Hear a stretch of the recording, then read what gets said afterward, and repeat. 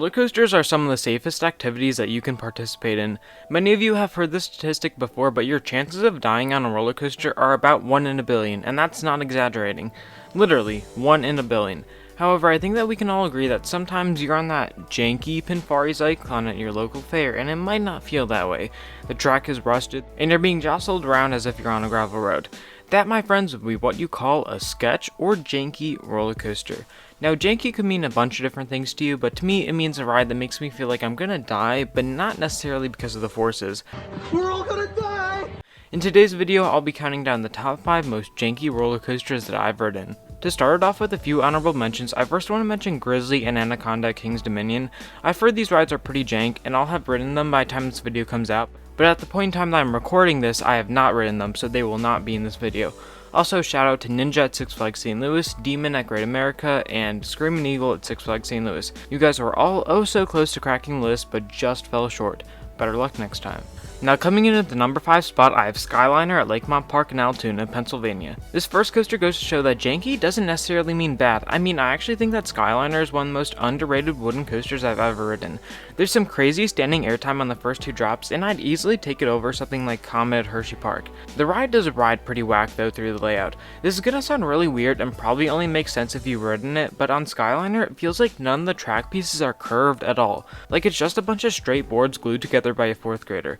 Every transition up, down, left, or right feels very sudden. This is both a good and bad thing because it strengthens the forces quite a bit, but it also leads to your neck being a little sore afterwards because it keeps getting jolted upward in all the valleys. It might be the roughest coaster I've ever been on, and I've been on an SLC, Wildcat at Hershey Park, Boss, Roar, some pretty rough rides. The trains on this ride are also crazy. By far the least restrictive trains I've experienced on any coaster. It runs PTC bus bar trains with no seat divider, and they aren't the normal bus bar trains that you find on like Phoenix or Cornball Express. These are the original old school PTC bus bars that this coaster has run with going all the way back to its opening in 1960. These trains give you about 6 inches more room than the normal bus bar trains. I got actual standing airtime on the first 2 drops every time and on every drop during my one ride with the full train. Oh, and also, did I mention that you can watch a professional baseball game while riding this coaster? Skyliner is just a whack, but awesome wooden coaster. The number 4 jankiest coaster I've ridden is Terminus, a dark ride / coaster hybrid which showed up at my local fair a few years back and has been ranked by Theme Park Crazy as the absolute worst dark ride in the entire world. First of all, it's a traveling coaster, which already makes it jank enough, but the reason that's on here is because on top of that, it really takes the word dark ride too seriously. It's literally just a dark ride. Like, they just forgot the theming and everything, and they didn't even make it very dark because of the immeasurable number of holes in the wall. The ride rode pretty smoothly, and the experience was nothing out of this world or anything. It's just a pretty strange ride because the ride is literally nothing, and it felt the whole time like the building was just gonna cave in at any moment.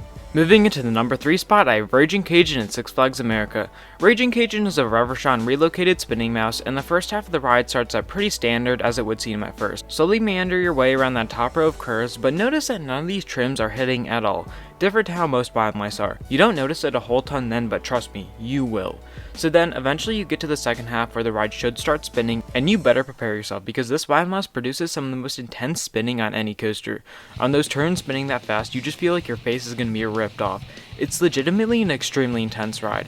Then usually the spinning slows down a bit and you'll think that you'll cruise to the finish, but then out of nowhere you're whipped around again, spinning like there's no tomorrow to the finish line. And because the ride is not trimmed at all, you can get some borderline ejector airtime and a little hump during the last stretch of the ride if you hit it at the right angle. It's so whack, but it's by far my favorite wild mouse. Moving into number 2 is another pretty rare buzzbar woody, Swamp Fox. Swamp Fox is a 1962 PTC woody located in Myrtle Beach, and this is probably the most underrated wooden coaster I've ever ridden. Again, janky doesn't mean bad. Although that said, it does ride unlike any coaster. It's a pretty rough ride, especially in a wheel seat, but I think that the roughness greatly adds to the ride because you hit random bumps that send you flying up into the buzz bar. Like, I got airtime on a completely flat turnaround, and not going into or out of it. I mean, we were just cruising through, and I just airtime. Also, the airtime is way stronger than a POV might suggest. It just feels so weird because all the transitions into the descents are abnormally tight, so you get ejector airtime in every single hill, at least in the back row. And then on top of that, I think that PTC for a second just sort of forgot what banking was when designing this coaster, because at the end of the ride you have a ton of speed and you just fly around this super tight turn with no banking at all. It's up there with Wild One's Helix and Skyrush's Dangle Dive for the strongest laterals I've ever felt. PTC coasters are usually pretty safe bets to be relatively tame, but oh no. not Swamp Fox. And finally, the number one most janky roller coaster I've ever experienced is Wild West Express at Adventure Park USA. Most of you are probably unfamiliar with this ride, so Wild West Express is a relocated Zamperla windstorm in the middle of Maryland, the only windstorm that Zamperla ever built, but it has the same layout as Runaway Mountain at Six Flags Over Texas and the SDC Hurricanes. First of all, the ride has just this tiny little metal bar as a restraint and there's no seatbelt. You feel as if nothing's holding you in. Second, Wild West Express, especially in the front of the train, is a very bumpy ride, something that feels abnormal for a steel coaster as small in stature as this.